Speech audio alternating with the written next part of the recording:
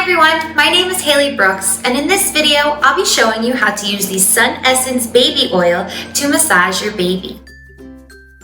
After giving my daughter a nice relaxing bath, I like to give her a massage for many reasons. Babies are constantly growing and getting stronger. Our babies are essentially working out their muscles every day when they learn to stand, walk, crawl, hold their head up. By giving a massage, we can help improve their overall comfort. I really like using natural products with my daughter because her skin is very sensitive.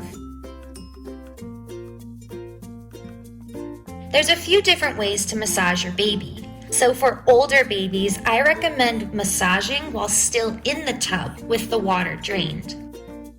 One way I like to do it is by laying down a blanket or a towel in my daughter's room. I'll lay her down and massage her in her room with the lights dimmed to help her understand that it's time for bed. The Sun Essence Baby Oil is pure and natural, so it is safe for your baby to sleep in. But if you do prefer, you can rinse it off, which is another reason why I recommend the tub method for massaging your baby.